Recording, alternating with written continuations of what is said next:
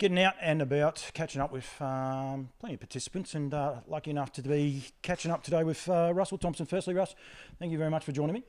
Yeah, thank you very much for coming. Whereabouts are we based, just so people are aware roughly where we are in the world? Well, actually, it's Gilliston, but we're 20 k's west of Shepparton. Yeah, so in the Golden Valley. In the Golden Valley, yep. I want to find out a little bit more about you. You've got a great history. I mean, we've had a good conversation having lunch and that before that. But you're not actually an Australian, although you have been here for a wee while. 64 I come out, July the 19th. Yeah, so you're from New Zealand, from the South Island. South Island, yeah. Was harness racing in your family back then? No, not at all, nothing. So how did that come about? I just loved horses. I rode gallopers. I think I was about 12 and about 8 stone. I thought I was still going to be a jockey. I used to go out to Winkatui and ride me push bike out there, and Lexi here was a jockey trainer there, and he'd put an old horse called Copperfield. I used to ride him in work and that, and he ended up being a pretty good steeplechaser, I think, after I'd gone. So like no horse background at all? Nothing at all. So how'd you start working for a thoroughbred sub? I don't know how. I used to go out. I'd go to the trots too, because Forbury Park, them days, the Christchurch trainers would come down 2 days previous. Yep. And I'd go out there and just walk them around the parade ring thing. For anyone? I just thought that was great. John Boy Star and Lady Shona, 4th edition, all just great horses them times when Kevin Murray was the foreman for Bob Young. Yep. And I used to give me half crown and going to buy a couple of pies or something. I just loved it. How old were you? I would only been about, I think about 12, 13. Yeah. And just let you walk them around the parade ring. And So did you live close, or you just saw the lot? no, quite a fair way. I'd have to ride me push bike. Wow. For 25 minutes or so to get there. It's a story in itself, the fact that you even got into the game, isn't it? I suppose, yeah, because, I don't know. I just loved horses. I absolutely loved them. And as I said, none of the family, they didn't like it. Like brothers were terrorised. I'd terrorise them if I rode one of the gallopers back. Did you like ride many gallopers? Like was that short lived, or did that? No, it's just short. I used to Bow Lad and another horse that was a windsucker. He could hang off the rafters in the stool, the rector. And I used to work them on the road because they weren't at a track. And I used to work them. Just ride them down the road? Oh, way up around it. So the gallopers now would die if I do what I done to ride them. But just go back a little bit. How did you come to ride a horse? Like, you had no horse experience. One minute you're walking them around. What, did you just rock up and they say, oh, here, ride this one? Frank Brooks was the guy that had them 2 horses. And I think that's how I got into it. He must have... I knew him. He's down the end of our street. It must have been how I got into him. That's about all I know. Really, it's funny. Like, you got a lot of grandkids now. I bet you wouldn't. If your grandkids rocked up and you'd be putting them on little ponies and you'd be working your way through, but different. Having mother worry like hell. Yeah. They want vests and hats on them and God knows what. And were your parents happy that you got into the horses? Like sometimes. I was lucky. They did whatever we done. They were great. Yep. So how did the standardbreds come about? Like, did you decide you weren't going to be a jockey, or? Well, yeah, I think I did realise when I was about 9 stone. Yep. I went up to my first job was with Vince Heflin. We had it was a station, 3 stations we had, sheep stations, and he had the trotters, gallopers, and rabbiters, hacks, and that's where I started actually there. It was pretty rough. Like a wet day would come along and he'd yell out, kip, kip, kip, and about 30 dogs come from under the trees and chase the horses around the paddock for that was how they worked half an hour. That was their work. But I learned a lot. Horsemanship there, I come away from that like I could ride. Winnabob was my favourite horse, and I'd go down and get the cows without a saddle or a bridle or anything like that, come back and just jump up. There was a decent sized gate, just jump over that and back and put him back where he was supposed to be. But if anyone coming, Vince would have to get me out and show them how I could jump the fences and that without bridles or saddles. And that was the association with the horse? That was, yep. It was just good fun there. It was good. That must have stood you in good stead, I suppose. At horsemanship, I think it helped a lot, yep. Yeah, later on as well, I suppose, as well. So anyone that's not aware of where we are, you're down south. You're probably, about an hour and a half from the bottom of the South Island, I suppose. So that'd be about it, yeah, I think. Yeah. What was harness racing like back then in that day? Oh, great, really good. Big and... really, really good. Fulbury Park, and that was one of the main tracks, which is closed now. Yep. And then, but when you saying about Roxburgh and Omakau and all those ones up in Central Otago, yep, they were just, they might only had the one or two of the season, but they were massive meetings. Yeah. So did you then move up to Canterbury, up to Christchurch? I did, yeah. I went back and I did work in a auction, veggies and all that sort of thing for a while, but then I got the urge and I got a job, which everyone said I wouldn't last, at Glady McKendry, and he was I guess he didn't have any pair in New Zealand really. He had Burns Knight and what's the other horse? Highland. He's by Highland Fling. But anyway, Burns Knight, he went out at the first race only one night, won that, and went. I think that might have been 2,500 metres or 2,600 metres. Then he went out in a standing start mile and went 2-1, and that was a New Zealand record. On the same night? On the same night. And he did that, and then that's how I come across to Australia through, we had Paddy's night. And when he was, Al Phillips, I don't know if I think he leased him or something, and I come across with him from there. Was that on a boat? No, I didn't actually come with the horse. No, I flew over after. And did the horse come across on a boat, did it? I reckon he would have them days. Yeah. That was... So when are you talking? What, 66, 1966? Yeah, 66, yep. So how old were you when you came across? 19. I was 19 4 days beforehand. Yep, and you came... And I had £16 in my pocket. That was it? Yep. And you had no idea, were you excited? I knew I had a job. Yep. And Al Phillips picked me up from the airport and... Everything was good, yeah. And we must say Al Phillips is Colin Phillips, who's now the president at Maryborough Harness Racing Club. Yes. That was his dad. So, yep. And he was Colin was the, what would he be? Nearly the James Herbison of Harold Park in them days. Yep. Yeah, he was well known as a good young driver. So you went to work for him. Did you have aspirations of being a driver or yes, a trainer? Or? But Alf told me, don't waste me time.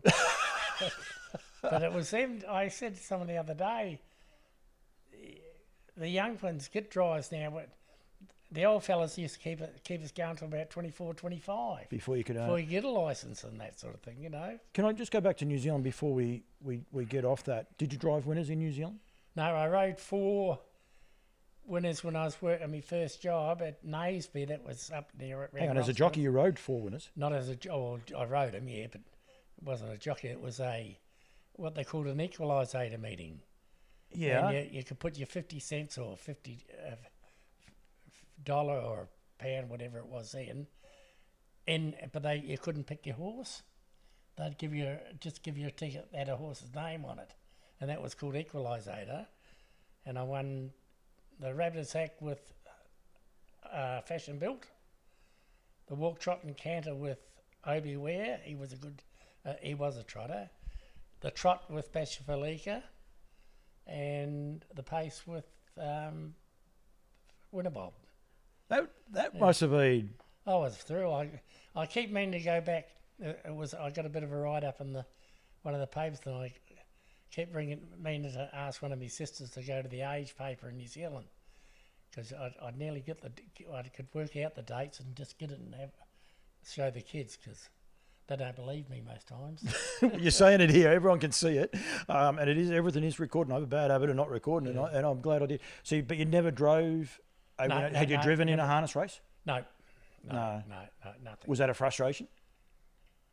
no, I think he accepted it. I reckon he must have accepted it because, like from there, I went up to Glenny McHenry's. He was at Methven, where the fella had Burns Night and all them, or didn't have them then, but we had no Trans Paddy's Night and Paddy's Day. They were all pretty good horses. So you didn't expect to drive the good ones, I suppose? No, well, I never even thought of it. I don't think I even, because he had Morris Holmes and I can't think. Watts, one of the, Watts was another one of the leading drivers, and he sort of, they weren't going for them drivers, so that's when I'm glad he bailed out. Yep. And I come across here, but no, it was. How'd the horse? So the horse that you brought over, how did he go when? He was a great horse. He went from the maiden at Harold Park to a free for horse in 1 year. He was at Paddy's Night. He was a real good horse. And so, were you the official trainer? No. You were just his caretaker, or just worked for him? I just worked for Al Phillips then. Yep. Yep, and that was part of the deal. He offered me the job when he knew Gladdy McHenry was going to close up. Yep. So how many horses would Alpha work back then? Oh, I reckon I reckon about 10. Yep. I'm trying to think of the number of boxes. I used to look after Tarcoola, and she was the best mare in Australia at the time. Yeah, it's a name I know, yeah. I used to walk into a box, you have to have butazole most days because she couldn't work. And first few days I worked, she chased me out of the yard. I thought, hell, I've lost my nerve here. Yep. But then we became great pals. She was just the most beautiful looking mare and a great mare. It's interesting you say you lost your nerve. You're a bloke that never had any horse experience, if you know what I mean, until you took it on, then you jump in fences and go from there. How long did you stay in Sydney for? Only 6 months. I didn't like it at all. Yep. I'd come from Glendy McHenry's, where he let me give me a full charge. Race day, I'd go and do the horses up, put them in the float, take them to Addington, and he'd see me in the bird cage. And then I come here and put in the back of the truck, and it was winter, and the Sydney trucks were all open, and you get bloody wet and cold, and the bugger this. But then it all worked out. But I just didn't like Sydney at all. I didn't like the lifestyle up there. Did you think about going back to New Zealand? Not really. I went back in '66, and I worked. For Watsons that had all the colour purple, just the best breed in New Zealand. They were who else we have? With Trade Winds, Glen Urquhart. All the horses we had were the top horses that their sire had sired. Yep. And they were, but they never raced until about 3.5, 4. Yeah, and I stayed there for a while, and then Murray got crooked, and they wanted to know if I wanted to stay and train them because I had a great thrill one time. I took Battlefield. I think he came over here as a sire. Battlefield and must have been another one. I took him down to Forbury Park on my own, and I won the 2 races. Kevin Murray drove him actually, and I got the biggest kick of my life doing that. I thought, well, this is good. And no, I didn't. That was then I come back here and. So you went from Sydney, you went home? Yep, went down 66. I would have gone back I went to Kilmore. You come to with Kilmore? Frank, yep. That's Frank Shin? Yeah, Frank Shin. And then I don't So how did you end up at Frank's? Like, was there a relationship? Through C.H. McLean. Yep. He says, Frank's looking for someone. And that was good. That was because you weren't enjoying Phyllis's, so you thought, well, you'll chance Melbourne. Well, I didn't know about Melbourne or anything. I just went down there. It was just, it was the best part of one of the best times of my life there with Frank. It just learn and having Bill and Red Shin come across from Adelaide every now and again, you just could learn so much about them. They would. I'd love to see the 3 of them join up, be a combination, because they would have been just unbeatable. They were Bill driving and Reg training them and Frank feeding them and looking after them. They would have been magic. They're always noted, like even when I was young, the horses and the horsemanship their turnout. Of course, we've still got Noel and Chris and Ruth and them now, and they still turn them out the same way. But I remember being a young kid, that was always one of those things that the shins were always noted for their turnout, wasn't it? Yeah, we had to nugget the hobbles every time we used them. They had to be nuggeted and cleaned. Because they were leather back then, weren't they? Yep, leather. Yeah. And Frank had a beautiful set of rolled leather harness. It was just absolutely beautiful. You do it up with your dark tan nugget and... You enjoyed that, didn't you? Because I could actually see the smirk on your face. I loved it, yeah. I loved it. It was good. And the years I was there, a vet never come into the place. Yeah. I remember one horse cutting his tendon, and Frank actually stitched it up. Yeah. And they were just absolutely superb horse people. They were. It's unexplainable, really, how good they were. So were you driving at that stage, or still just working? No, just driving the horses, working. That's all. Yeah, no. I worked there. Then I went with Bob and Vinny for a while. Oh, did you? Oh, Bob. Well, more Bob. Vinny. I used to take Vinny and his sister over the track on my knee. I can remember doing that. They were that young. On my knee in the cart. Yeah, they used to take them across the track, and yeah, I've spent quite a while with Bob and Jack. We would. I don't know if Frank was still using that stables or not then, but might have been. But I started I worked for them, and I used to break he had gallopers at the time, Jack, and I used to break a few of them in for him. They were big workers too, weren't they, Jack and Bob? Well, Jack had the truck business. Yeah, and the fuel business. Fuel business, and I found out how fast it was one day. I used to help in the yard every now and again, and you used to pour the petrol in and fuel to clean the tanker out, and it while I was doing it, you go down and put your bucket underneath, the flames come out with the bucket.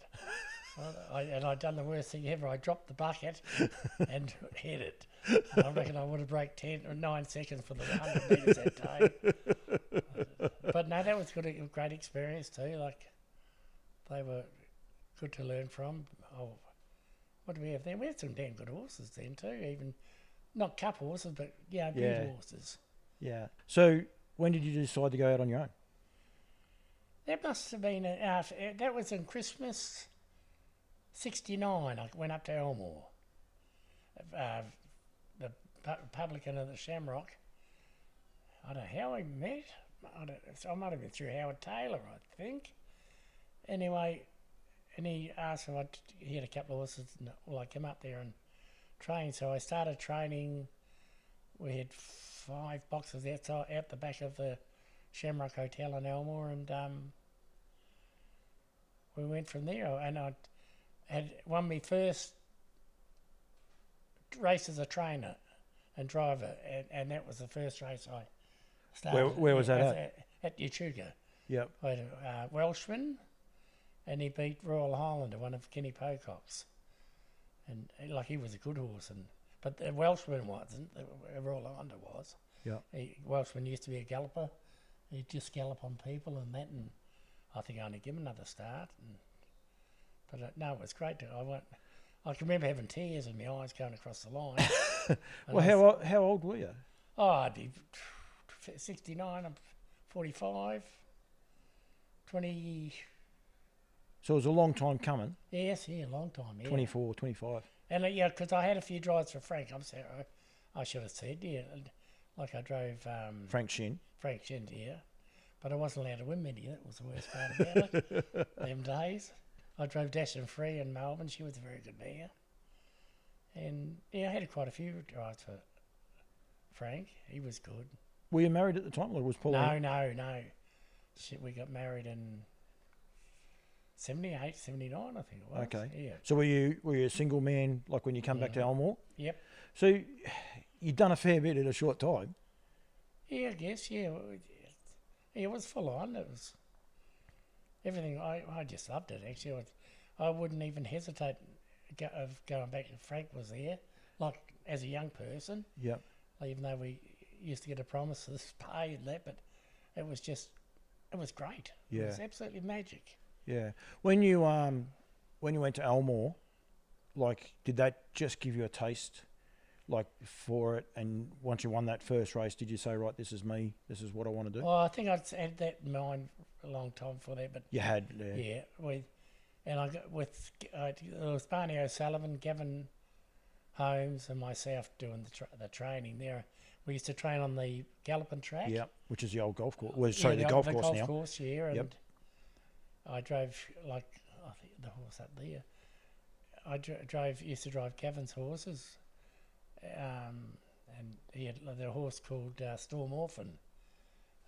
6 drives, and he won 5, but he was sensational. Like he ran a half in 56 around the old Charlton track one day without even asking or moving with him, and then he was sold to a little fella from Tasmania.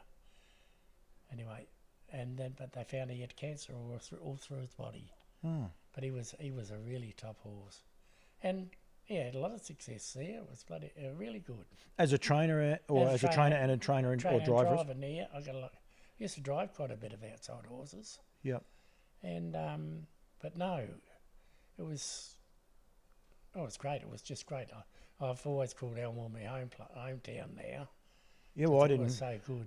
I didn't know. Like, I know you always patronised like their restricted meetings and things along those lines. You'd always do that. And now I understand. Yeah, I've actually been to those stables. I had Max Wishart's. That was the one I built that, and that's Frank gave me the stables. The stables there. Frank gave them to me. They were just down at Kilmore along the ground, so you can have them. Yep, and you went back. And then I got help from everyone at Elmore to put them up.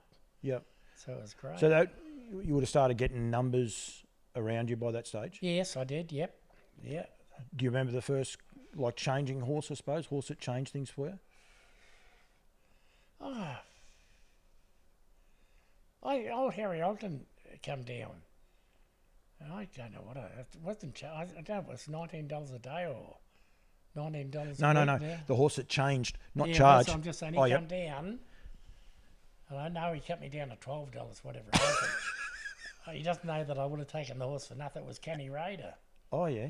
And she was, just a magic mare. Like, I won 3-4. She beat Welcome Vice in the heat of the Melbourne Pacing Cup. And it's my biggest regret in training is not taking her to New Zealand for the Intermediate at Addington, because she would just love that track. She could stay, and they're just long, straight, and a big open track. Because last flood run 3rd that year. Wassam had the positive swab and got put the Western Australian horse, but she would have just loved it. She absolutely loved it over there, and that's one of her regrets. But it must have been a big thrill when that horse even got offered to you, was it?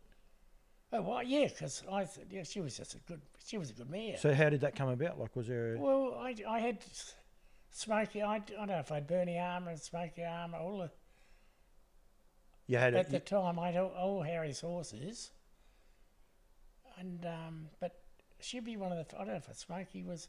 He was a 5-year-old. These were Donny Guy had them, and actually they'd been broken down. Yep. And they'd had a good long spell then, and Smokey was still a stallion, but he was a very quiet horse. But yeah, I had all the Armour horses. Bernie Armour actually was the first horse Bernie Ahern had. Yep. He won a heat of the Derby with Noel Shin driving him. I had a broken arm at the time. And who else was there? Then the boys we were talking about before, Terry Waite, John Safern and Tony Alley, they come in my life and they were super. We had to learn Tim, Kenny Raider, she won the Maryborough Cup. And then to learn Tim, he won the Yarra Glen Cup. And I often think I think he might have taken a bit off a record. And then the big horse of Jimmy O'Sullivan, Sutton Flame. Oh, what was it? He took 8 seconds off the record next year. Really, the hell, that doesn't look as good. But no, he's just bowled along from then on, and just very lucky. I've got some really, really nice horses over the years. You've had more than a few nice horses, because I was sort of trying to rack my brain, around some of them, and then thankfully you've got this beautiful gate, and I'll get the photo up because it actually you can actually cheat a little bit. Yeah. But do you actually, we're sitting there and we're going to touch on those horses in a sec, but when you're a 16, I think, 14-year-old boy, when you're starting riding horses, do you actually sit back now and sort of pinch yourself a little bit as to where you've ended up? Yeah, definitely do. And I was thinking the other day, I won my lottery because I ended up getting Pauline, and I got 4 great boys and grandchildren. I thought I had a lot of luck there. Yeah. Yep. Yeah, So and you've great. always been noted to that too, Russ. Like my memories in Kyabram, I think at that stage that you'd moved to Moama, I think from memory. Was that 59, 79. Yeah, and yourself and Johnny Ryan. Yeah. You just had big teams of horses. Yeah. And you had good horses, bad horses. Yeah. You had plenty of horses, but you always, I suppose, had fun even at the trials, even after the trials. Well, You'd enjoy life. Yes, yeah. Well, that was Elmore too. That was bad. Yeah. Bad. 2 o'clock in the morning after the trials. That Bobby Bursell used to keep me there. What a name! Yeah. That is a great name. Yeah. But I mean, they were different times. But I do remember you one would take yourself seriously. I know your presentation. We spoke there before about it, and Barry Alford's name will probably come up again. Yeah. But the presentation was key at that stage. Like people had to present and present yourself in the way, but you also had to have fun. You had to be able to enjoy it it. was great. Yeah, actually, I said to Pauline the other day, I says, we were watching one of that Brent's got, and I said, didn't the orange and green breast brace look good? Yeah, that's what they used to do. Yeah, Bounce along. and they did. They looked good, and we used to take a lot of pride of I think we won the presentation of the strapper and the horse quite often in Moonee Valley, and that you made us quite proud. Oh yeah, they did too. Middies. They used to. I think it was middies or one of those. I know it's different things than that, but it used to be great. And the kids all used to get dressed up in their suits and head down there, and if Stephen would drive them around a bit, and even more Brett too, and win the prizes. Sometimes Pauline was a good-looking sort. I'd let her do it too to get a few more points. But your dead set would pride yourself on those little things as well as winning the races. Yeah, terrific, yeah. Yeah, when I did win I won the Victorian Derby with Son of Flair. Yep. And I'll never forget coming around that last corner. And I said, shit, I'm going to win a bloody Victorian Derby. And that was just a big, huge thrill, because I think a derby can be in Kyabram or anywhere. It's a derby. It's a good race. Yeah. And that was a big kick when I was coming around that corner that night. Was it a race that you wanted to win? I'd always wanted to win a derby, yeah. It was, yep. So I ended up winning 3 of them, so it was good. Yeah, well, I've got them here. Out of curiosity, Raider Park. Yeah, Kenny Raider. Yep. Hynham Park, and it used to be done in a banana. It was Banana Spring. My first 3. Oh, so even the park part is after one of your. Hynham Park, yeah. He was one of the. He may have been the first winner in Melbourne for me, at the showgrounds. Yep. And as I said, and it was done in a banana. The sign's still out there somewhere in the stables. Yeah. And yeah, that was how it came about. And they were your first metro sort of horses that got you going. Yep. Yeah. What sort of horses were they? Kenny Raider was great.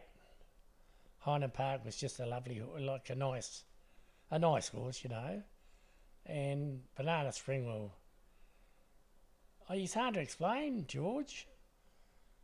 As I said to you before, George Gath owned him and we leased him, and he gets to get more kick out of it than anyone. He's actually super. Yep. Because he took that long to get going. He was chafed up and that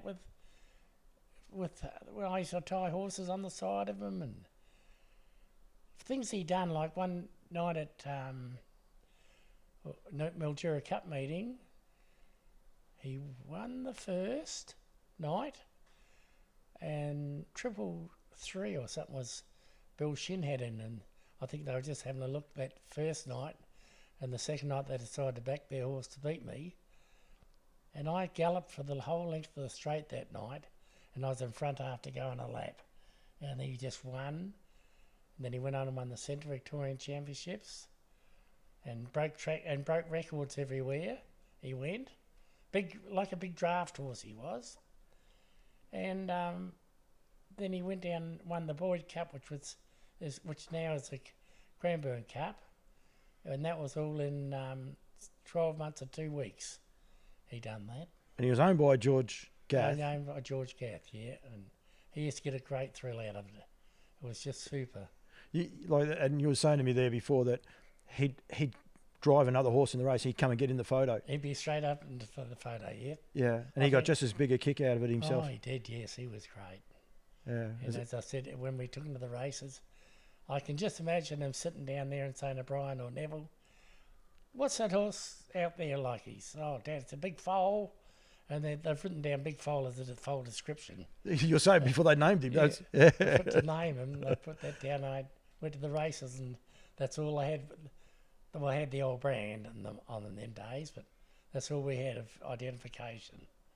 Your board it's terrific for me in a way because it's got so many names on it. You take pride, like you said there before about the Derby though. So you've got Derby winners, Super Sires, Group and Cup winners, and then Central Victorian Championships. History means a lot to you, Russ? It does, yep. I think so, yep. It's yeah, I like to look back, and then I love to look back at the guys that were in it then. Yep.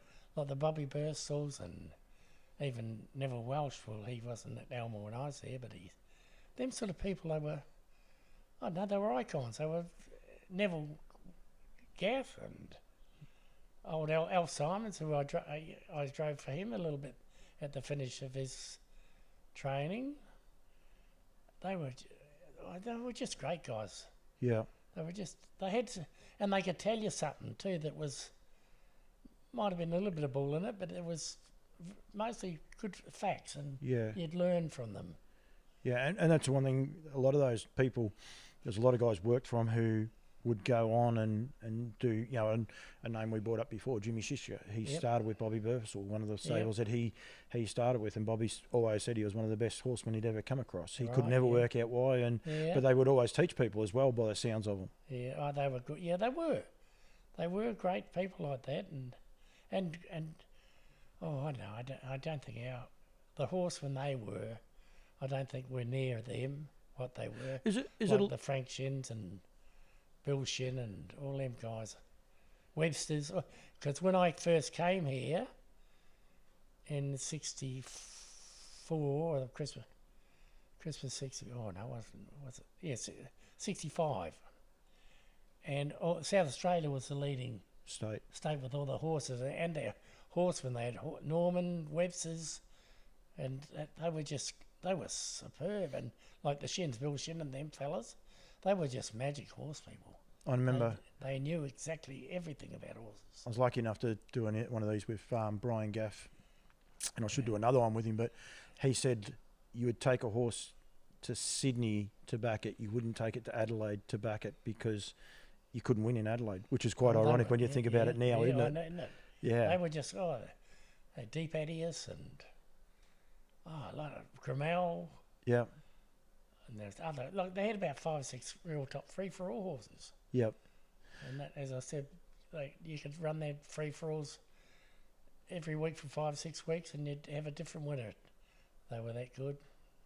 There's a few names here. My first memories of you, we'll touch on a couple of these other horses in a sec, but you had two-year-olds, and when I was trying to organise this, I said to Pauline, I said, I remember Sheer Lace because she was this beautiful black filly, and I couldn't think of the other horse, but there was a horse called Holy Smoke. Holy Smoke, yeah. And they were cracking 2-year-olds. I think one was by Most Chance. I think Holy Smoke might have been by Most Chance, I think. No. What was Holy Smoke? What was Scotty by? I can't think of it, what he was by now, but they were cracking horses. Oh, he was. Well, when I had him, I thought, oh, right, I'm beautiful. I've got the best 2-year-old in Victoria this year. And then Tony Peacock trialled a horse at Guy Abram. I thought, Gold Bar, was it? Or Gold something? I thought, bloody hell, I can't beat it. Yep. And then there was another one that was pretty smart too, and I thought, oh, bugger, there's me sire stakes and all that gone. But he ended up winning the sire stakes that year, holy smoke. He was just a terrific little fella. High speed horse. Yeah, but he was a good racehorse, a damn good racehorse. Yep. The other mare, Sheer Lace, sort of flew under the radar, I suppose, a little bit, but she just kept winning races. Yeah, she was a good mare. Then in the finish, she tied up on us, and we could not get her right. She just, what have we done? We couldn't get her right. She just tied up as soon as you worked her. And but no, she was a great mare. That's Pauline's father bought the mother of her in New Zealand. Well, I bought it for him. Yep. And she ended up a damn good mare because. No, that's not Holy Smoke. I'm sorry. No, Sheer Lace that was we were talking about. Oh, Sheer Lace. Yeah, Sheer Lace. Yep. Yeah, we bought her and with Country Juke and Country Garden, he won 100 and just some damn. She had been a good brood mare. Yeah. So Country Juke is out of Sheer Lace's family. He's out of Sheer Lace. Oh, of course. How good am I going? I didn't even. Yeah. Yeah, he's out of Sheer. He was the first foal, and then we had Country Gun. And I think we lost a filly one part of it there. Yeah. But no, she's been pretty handy. I got a lovely Storm Aside filly out of it this year in the paddock just next door. Yep. And so, and then one of the great she's gone 53, and she went that around Bendigo. Yep. So I'm hoping they haven't sold that good at yearling sales. So you're just I don't hoping know why, but being a Storm Aside the way he started off this year, I thought this will be good this year, but I don't know now about the sales. Have to wait. Yeah. We'll touch on Country Juke in a sec. Derby winners though, and it's going to go a little bit all over the shop. Robust Rock. Yeah, he come from Adelaide, which Ronnie Poke got that horse for me. He just said to the guys that own him that I'm doing a good job or something, and they sent him over to me, and Brent drove him actually in most of his early races. I don't know how I pinched the Derby drive off him, but he won 6 or 7 in a row with him. Yep. In his first year runs, he was just a tough, lazy horse. He was like I think I led or sat in the death seat one of that in the Derby in Adelaide, and Patrick Ryan was driving one for he was from Tatura actually. I can't think of his name. And I was whistling my fella up because you had to stir him up, and that, and the other horse, he was pulling harder and harder all the time.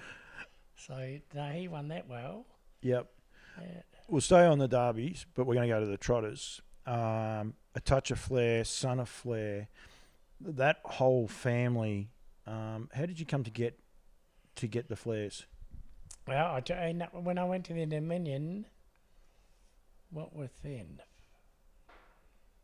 That's it. Yeah. I ran fourth with my horse, to learn Reb. Yep. He ran fourth, and then he won up, and he beat everything bar the New Zealanders home that night. And I also took Barry's Fiona Flair up. Yep. Just so we went together, and I don't know. We come back and they mated up something. You couldn't take to learn Reb away from us. He was bloody distressed. He was like if he took, and we went back to Melbourne about 3 or 4 months after that, walking into Melbourne and walking around to our stall. Well, somehow I don't know how he knew, but they spotted each other. Yep. And they and Karen on, and then I got friends with Kevin and Faye. And it all started from there. I got Son of Flair first, and they were just easy, good, nice, lovely horses to work. Just a brilliant family too, isn't it? Like and it continues to breed on and breed on. It's going now. They had a low one batch of the fillies. Yep. As race horses, but they are now good brood mares. Yeah. For some, I don't know how that works, But no, they were just. We've got there's two out in the paddock the other day, out of that family by Sky Valley, both of them. Yep. It's well, my son's got one, and the people that had a bit of touch of flair, they've got the other horse by him, but the full brothers and. So did you end up with Fiona's Flair? No. No, just ended up with a lot of the progeny. Yeah, just their progeny. Kevin and Faye, they owned her and they bred from her. Yeah. But they were foals. The day they were born, they walk up in front of you. They just put the head on your chest and say, "Well, I'm such and such." They just beautiful horses. Like Touch of Flair. I don't reckon I ever worked him harder than you'd work a maiden or anything. He was just, and he was hopeless to work on his own. He wanted to bloody run off then and didn't want to go, so you always had to either lead a galloper with them or have something to work with. And just the nicest horse. They were just beautiful. Mighty Mary was a bloody... Because he's that same family, isn't he? Mighty Mary. Yeah. Yeah, he was a comedian. He hurt his leg on the stable there and we had to send him to Werribee. And... they come in the next morning, had the whole joint flooded. He found out the South Waterers, he'd never had one of them. He reckoned this is good fun, and he just had it. And when he came home, he had to be in those stables out there. He had to just rest up, and I used to put him out the front of the 8 boxes. Well, every day he would go and pull every water out, take it up and tip it over the gate at the other end. He was just a funny horse, and we were starting to give him Coke and that at the trots. Put it in your hand, he loved it, and then he went to bourbon and Coke, and we had to stop there because he started getting a bit nasty when he couldn't get it. So they were easy, just easy horses. How good a horse was he? Obviously, he wouldn't have reached his full potential, I suppose, with the tendon, but how good a horse was Mighty Murray? Oh, he was very good. He was just off the other two. Yep. But he won the He won a super size. Breeders was it or size? Size. Well, size, yeah. he won our size, and he also won the Central Vic. Yeah. He was another one. So easy. He just used to sit on him and wait. Like it wasn't any driving or anything. I didn't reckon they were just beautiful horses. You won the Central Victorian Championships, and we've gone through a few of these horses, but Banana Spring, Son of Flair, Mighty Murray, A Touch of Flair. Oh, no, they might be cup winners. No, it might have only been, was there 5 Central Victorian Championship? And with the Trotters 7, I think. Yep. Oh, that might be how that works. Okay, yeah. And going for that, you love the Central Victorian Championship? Yeah, it was great. Yeah, you'd plan for that. Yep. You would. The standing start component of it as well? Oh, yes, definitely, yep. Yeah. Yep. It's something we don't do anymore. Which is a shame. Yeah. I think it'd bring a contest back into our racing. Yeah. Instead of now, you've just got a favourite and no one's going to back him and no one's going to back against him now. It was a skill set in a way. You say about Kyabram, I was a kid in Kyabram and I used to get told to go over the back straight and just watch the starts, and there'd be yourself, John Ryan, Johnny Caldo, Jimmy Shishka, and you'd watch. Each person would have a different technique, if you like, yeah. but each person they'd hone them back then in the trials, wouldn't they? They'd take the horse, but also hone their own skills. Yeah, or John Caldo, I got no doubt he was the best standing start. Well, would be still the best standing start driver. Yeah, I've ever seen. He broke every rule because he'd leave the reins on the dust sheet. Yeah, as soon as they step, he'd just go, and they'd go. John was super like that with that. Yeah, but they used to be really good times. Kimbo was a lovely horse. Probably another horse. Well, he was known as the best maiden, metropolitan maiden in Australia there for quite a while. Something had happened, but he was a beautiful horse, and he must have gone through a bit of pain because you'd be working flat out and he'd collapse in his hindquarters. Yep. And he just, it was awful, like what he used to do, but he'd never done it in a race. Yep. He was unbelievable, but he was a beautiful big athletic horse. Another where we got Keystone. Well, Keystone fella, we missed him because he was early on. Yeah. Like he was a good horse. He was beautiful. He was a dead seat horse. He'd just go and sit in the death seat with him straight away. He was a Keystone Scotch, wasn't he? Yeah, I think he won about 4 or 5 in Melbourne. Yep. He was like the Keystone Scotches you were saying there before about Johnny Ryan, but yourself, they were great horses for you guys here through the Goulburn Valley, weren't they? Oh, I had to learn Tim, Keystone Pop. What did we just do? Keystone Fella. Keystone Fella, and would have been a couple others. All beaut horses. Lace was a Keystone Scotch. Yep. And they were just and I think it was Holy Smoke was there Keystone Scotch. He could have been too, yeah. I think, and they were just beautiful horses. Yep. Easier. I worked them 3 miles in 9 minutes. All the Keystone Scotches, and just let them run whatever the last half they wanted to run, and they all just seemed to thrive on it. Yeah, it must have been easy for you to know which ones could run then. Yeah, they sort of tell you what the last little bit, but. Yep, full time. Yeah, just a nice trotter. He won the Charlton Cup. Brent drove him that day, I think, and I ran 4th with Why Worry. And then Metro Fella was the other one that's on here, apart from one other one that we are gonna touch on in a sec. But Kahuna Cup. Kahuna Cup. Yeah, bloody not Kahuna, next to it. Naya. Naya, Swinger. No, down this way. We just had it. Utrigger. No, in between. Gumbel. Gumbel Cup, yeah. Eventually, I've got a book there with a photo on the front of it. We eventually. Oh yeah, I saw that book. It's been written just recently. Story on Kahuna. Yeah. On the not Leachville, bloody Gumbel. Gumbel. Yeah, going from there. Right, I skirted right around him, but one of the horses, and some of the more amazing stories, I suppose, hear out of you. And it's interesting listening to you. Lovely horse, easy to train, lovely horse, beautiful horses. Country Juke. He was a little bit of an anomaly on a few of those fronts, I gather, but at the end of the day, he was a beautiful horse. He was, you could never trust him.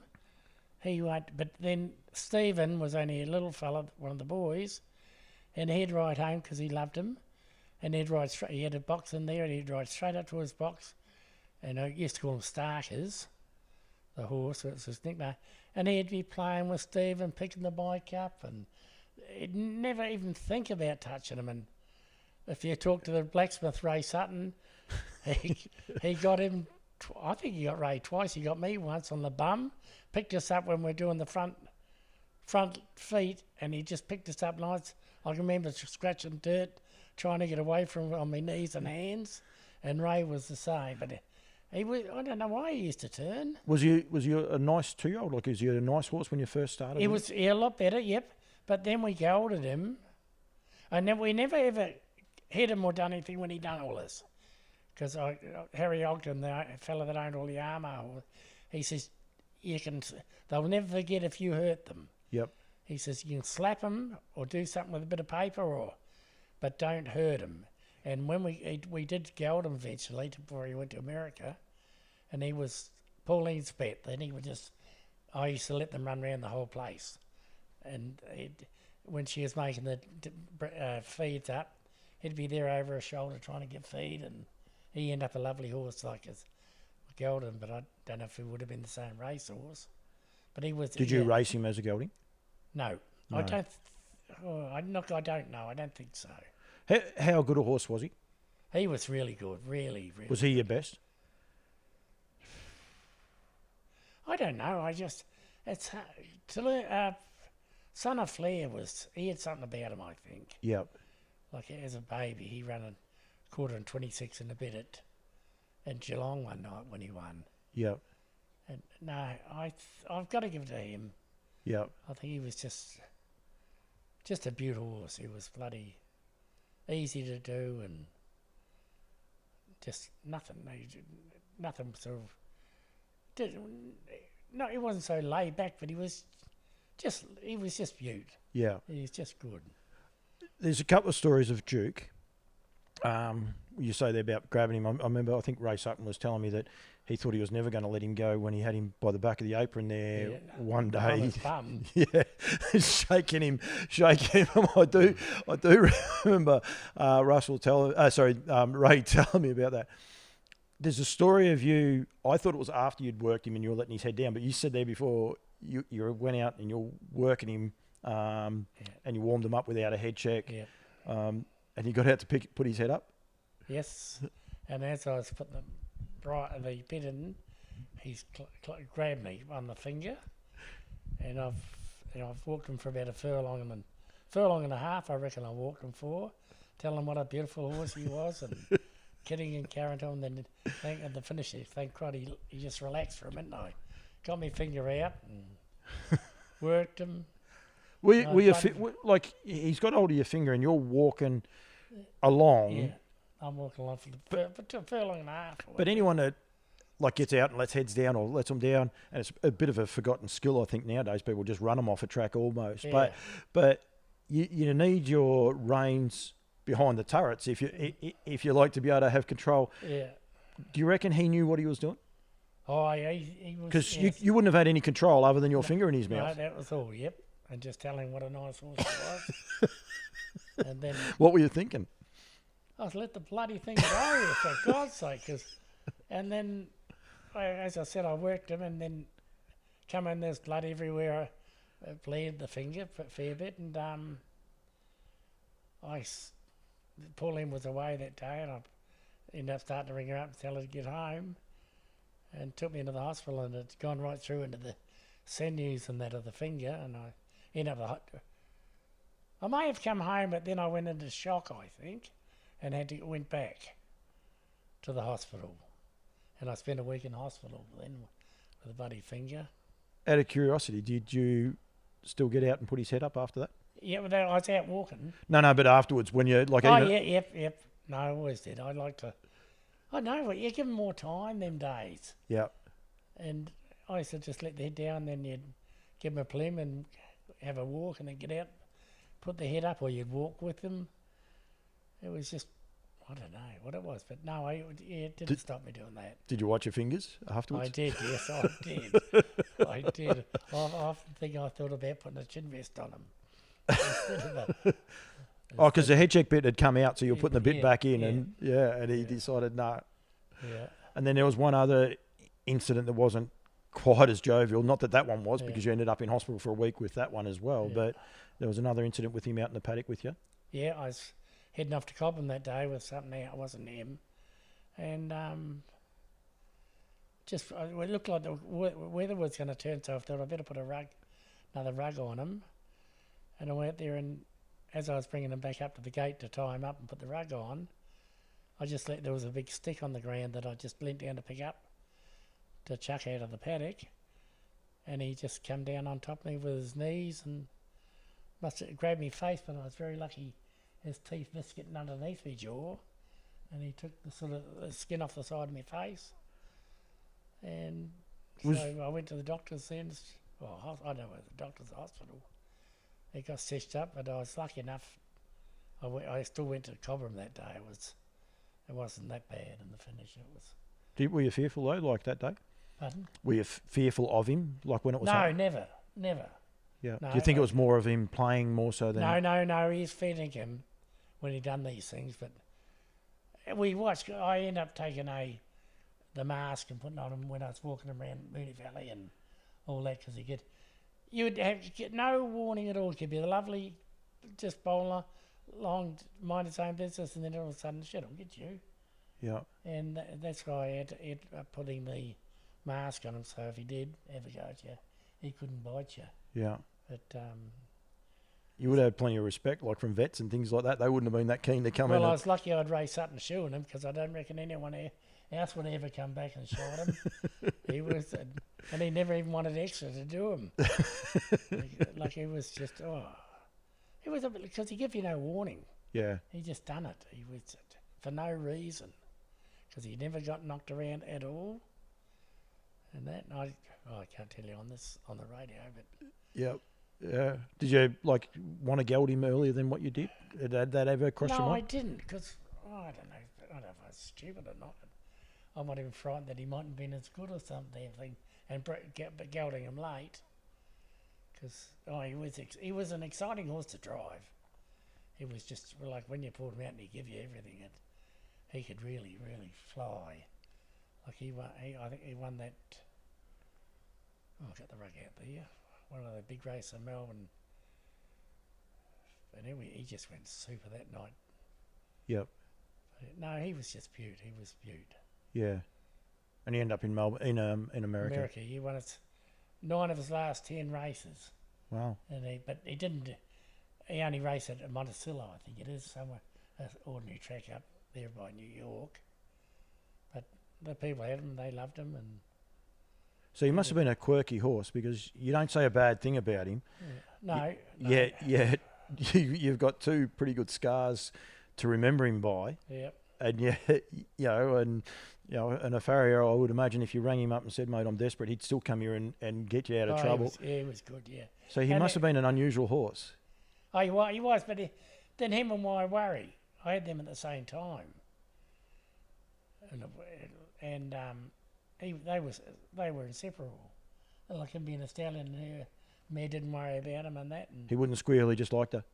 just like they travel in the float together, going to the trots and that, and it was just great.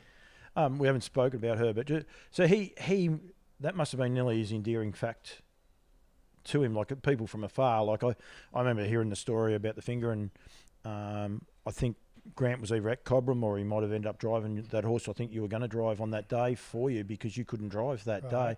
Yeah. And you think to yourself, why would you bother with a horse like Juke? Yeah. But like, as you started off with a kid who had no skill at all, if you like, walking horses around Forbury Park, to you've got this horse who most other people would have bashed or done something to and gelded probably a lot earlier. So there definitely must have been something about Juke that sort of he was. Yeah, he's just. Oh, I don't know, the first one out of that family, out of Share Lace, and he was a beautiful looking animal. He was just a beautiful, plain bay, but carried himself really good. And we tolerated him anyhow, thank God. Luckily, he carried himself good when you were walking him down the track, because otherwise... He just walked normal, bar he had his mouth shut. Go for that. He was a beautiful horse, because I won 3 horse fights with him. He won the 3-year-old Shepparton Cup, the 4-year-old Shepparton Cup, and the main Shepparton Cup. And we got a horse fight every time the trainer did. So I had a big double one. Yep. Remember the green one? Yeah. I got that instead of taking 2 floats there one year. So he was great to us, because, as I said, we had Worry, and we leased her off the Abrahams at that same time, and we were sitting on top of the hill with them, and them 2 winning races. And she was a cracker. Oh, she was beaut, yeah. Just speed, and I wish I had the videos going.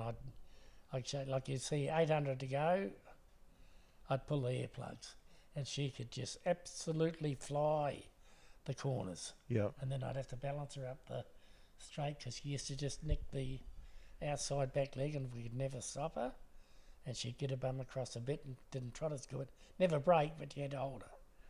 Yeah. And I remember Dan Malecki.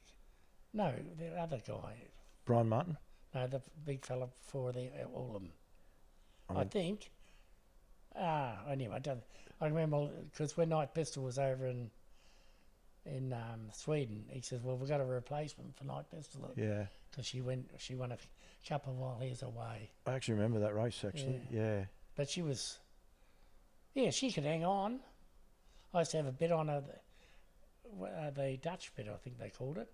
I'd put it on with the rings right down the bottom, warming her up, and then at the start I'd take up and put them up on the main ring. But like standing starts, she would, like, I could be off 40 and nearly be in front by the time I got nice and straight. Yep. And she was always out of the draw. Well, I left her out of the draw at all times, because I had the clear run right through, but she was just, I don't know, you just get the front, hang on to her, and away you went. Was that as good a run as you'd had? Like I said there before about when you were at Moama, there for a period of time, and I've got to be careful because I was a kid. So, but you sort of remember that you were a really dominant stable. But when you had Juke and her and a couple of the others coming through, was that? I suppose it would be. Yeah, I can't remember. Yeah, Well, it was good times. Yeah. There was money coming in all the time, and then like we owned Duke and leased them out. Yep. We were still in it ourselves. And no, it would have to be because they win and race in Melbourne. That was what you wanted to do, wasn't it? Yeah. All the time. Yeah. I said that to you before. I wasn't sure. The Inter-Dominion, that's one that has got away on you. Yep. 2 seconds. 2 seconds with Delft Horse. I don't know, Delft, like he didn't trot. Well, if you would have seen him, his hind legs, he's always galloping. We're not trotting through with it. He just uses back legs like he's galloping off, and wondered if I protested or something. I said, well, he's not trotting. So who'd you run second with there? To Touch of Flair. Touch of Flair, Yeah. And he beat us, and then we went to Adelaide, and Lance Justice beat us with his horse, and I can't think of it at present. Was it a Kiwi horse as well? Could have been Uncle. Was it not Uncle? Uncle Patrica. Was it that? I think it was, wasn't it? And he didn't win too many races afterwards. Yep. And then I had run fourth in Harold Park with To Learn Tim. Yep. Was that would have been your first crack at one then? Yes. Yep. Yeah. He was a beautiful horse. Did you ever think you could win it? Or did you ever, like you said there before, about one of your best thrills was winning a derby and the likes? Like no, I never got in that position with him in that race. Yep. But he did. He went as hard and good as he could go. Yep. But he won a McNamara Cup and all that in Geelong, and he was a beautiful horse. What brought about? Like I was expecting potentially, and it might be who you learnt from in New Zealand, but with the trotters, like what brought that about, or was it just it came along? Yeah. It just came along. Are you glad it came along? Yeah. Yes. Yeah. I got sick of the one part of it. I might have had a galloping period or something, but no, I'm very lucky. They've had some beautiful horses. Like this one Brent's got now. Well, I think he's the equal to Touch of Flair when he comes right. And the times he's run the last couple of years, Sebastian Boy. Yep. Like he is unbelievable what he can do, that horse. And I reckon once he gets settled down and he races, and as I've said when we were talking beforehand, it's a damn shame you can't graduate him for 2 years. Yep. And then start racing against good horses, but you can't do that nowadays. It's one of the things we were saying just there before. It's not so much criticism of the rating system. It's just you can't graduate them. You can't go slowly through your classes and learn the craft and learn to race opposition horses. Yeah. I think he's had, I don't know, 20 starts or something and 6 wins, but he's got to be racing against the good horses. I know. When I say that, then I think about Mark Purdon. That they do it all the time, but I don't know. I reckon your horse will last longer than that if you can graduate them, and that's what we're more so looking for, because we haven't got the horses coming through the gate. Yep. And you want something. I said to Brent, look, just take him to trials, start him in stands, and see if you can get him to do that, and then you can have a beautiful horse till he's 8-year-old, and having trips up to Sydney or somewhere and that for Inter-Dominions. Yeah. And that's what I look for more. And I'd like to have a damn good horse do that, but I don't think I would, because I wouldn't do it to them. Is that a little bit back to those Kyabram days? And we was sort of mentioning a few people's there when we were having lunch. Those trials were almost races where they were sort of almost conditioning, if you like, for no prize money. And do you think that's a little bit of, I suppose, what you look for? I think so, yes, I do. But see, I don't know if the kids are bloody spoiled, not now, but they don't go to Kyabram. Oh, can't put this horse round there. Yeah.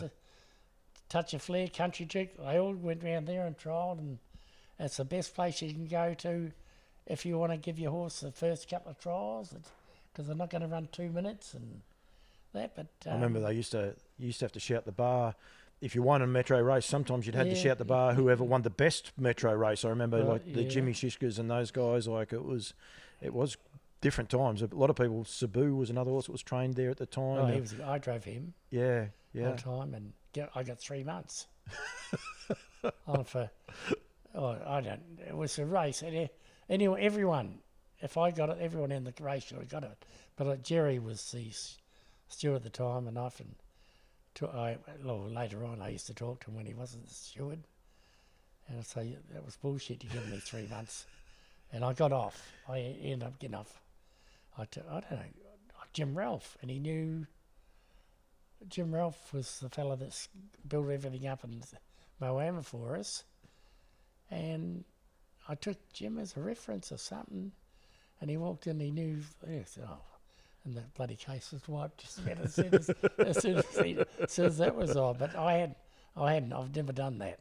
Yep. Never pulled him up and bloody, which I wasn't clever enough to. I couldn't have lived like Frank Shin and them where they had to pinpoint their race. Yep. And back them and win. Yep. But yeah. You weren't more known as a punting stable. You're more known as a winning stable? Yeah, would that be fair? Well, we never punted, so, yeah. And I never had a punter punting for me, so yeah. Yeah. That'll be Brent then. Probably, but he's okay. We'll let him. Yes. He's actually happy we're doing this. But what would be your highlight? Like if you could narrow it down, I'll let you keep thinking for a minute. I do think that derby. When the first derby, just the thrill of Son of Flair thinking I'm going to win a derby. Yeah. Yeah. Do you think that was a little bit because the horse had the wood on him a bit too that made it that little bit special? Like you had time to think that you're going to win it? Oh, I did on the corner, yes. He was just going to go away from So you were able to enjoy the last furlong? Yeah, yes, yep. Yeah. And, Country Juke did give it some bloody kicks. Like he ran second in the big 4-year-old race in Sydney, and I was naive, I think. I was staying at Brian Hancock's and Tony Hurley, they were staying there, and somehow it came up that, you'll lead, will you, Russ? I said, yep. And you don't want the front though, do you? Oh, I said, I'll keep it if I don't get pushed too hard. And Tony must have heard it or got it. He took me on and got the lead and beat me. Then I ran second. But that would have been a big thrill. And no, he did give us a lot of kicks, Country Juke. Yeah. And even old Worry, she was great. Like just what she could do for being a silly pulling damn thing. You could hardly work when I first got her. Well, she wasn't as bad as I thought she was going to be, but she used to pull. You couldn't go out and say, I'll work the first mile of 15 or something and run home. You'd have to do what she wanted to do. But no, I've been just very lucky having a lot of beautiful horses. Did you ever go back to New Zealand? Did you ever end up driving a winner in New Zealand? No, I went back and got abused. Down at Winton. Because I was getting me off this course. You whack it, get out of the way. And they're pushing me everywhere. And I nearly had a winner at the Indominion with Country Juke. Yep. I don't know where the photo is. That was Courage Under Fire. By that much beat me. And I'll never forget Barry Purdon. He said, Russ, we had the car ready to get you off the track. Because if you had to beat... If I'd beaten it... Yeah, it was only that much, but then I should have scratched him and brought him home. He opened his hoof up, quarter crack, right down, you could see inside its hoof. We taped it up and kept him going. I should not have done that. Yeah. Should not have done it. I should have put him back straight in the plane and brought him home or waited for the plane. But that was a bit of a thrill. Well, it would have been if you had quite that last stride. But it was just unreal. To me, you seem like a guy though. Like the smiles you get, even just saying those sort of. You enjoyed every part of the game. Oh yes, it's been great. Been really great to me. Yeah. I've got a good farm now, and everything has been great. Your health's not the greatest. No, it has been. I got smashed up there 2 years ago. Next month, that actually it is, and I had to get. I've got 7 plates on my head now. Was that a horse? Yeah, give a horse an injection and she reacted to it. Just an old 21-year-old mare. Yep. and she started pulling back. Well, I got the needle out in time, but as I tried to get through the yard, she must have swung round and come over on top of me on the rail and smashed the side of my head in. And things haven't been good since then. It's just been a bugger, actually. Yeah. Because I've got my good lady, my wife, Pauline, won't let me do anything. I sit on my bum watching her do all the work. And I'd love to get out in the track again, but I'm not allowed to. I can't drive at present. Yep. So I had seizures about 8 weeks ago now, would it be, I think. May the 18th. But you're coming better? You're getting... Yeah, but just, I've got the nebulizers and bloody puffers. Just so if I do anything, I'll bend down, me breathing, yep, the lungs and that. So I don't know. And they don't, I go to, if you were coming, when you said you come today, we had to quickly look to see if I was going to the doctors that day. Well, yeah, we've tried this 4 or 5 times, and yeah. I think I might be a hypochondriac. I bloody go there too often, or I'm in hospital. I was in hospital there a fortnight ago for 2 nights. And I said, no, bugger, I'm not staying, I'm going home. Yeah. And because they don't tell me what's wrong, and I don't know if they know. Yeah. Do you still enjoy the sport? Like you say there about the rating system frustrates you and that, but do you still watch the sport and enjoy it? No, I don't watch the races. I do, yes. I watch all the Queensland Carnival. Yep.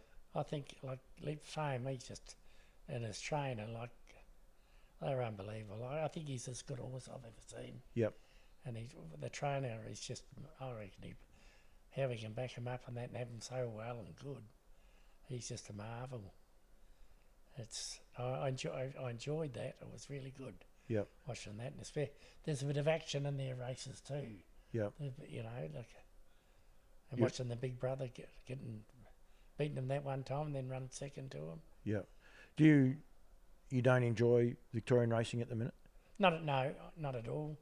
No, I don't know any of them. Yeah. As I said, like, I can look at a free for all and think, hell, I don't know you, horse. Where do you win your races? And if you look up, they've won them just around here, but I never hear of them. Yeah, that's one of the things. Whereas years ago, you free for all, non-trotting people would know them, I think. Yeah. But now we don't have that true. Just Believe everyone will know because he's a great horse. But nothing. They're all top 2 and 3 year olds, but then there's nothing much after that. Yep. Yep. Which they keep saying owners want to. Well, I've got a son that's got Thunderstruck. He bought off us, and they got formed a syndicate, but they're just mad on they want to be racing with these young racers. I said, well, you got the right man to look after him, Chris Lang, and he'll look after him for you, and you can have a nice free-for horse still when he's 8-year-old. And enjoy, but people, the way it is nowadays. Do this and do that with the buggers. But no, it's. I enjoy Queensland, and I do watch a bit of because it comes on later. Gloucester Park.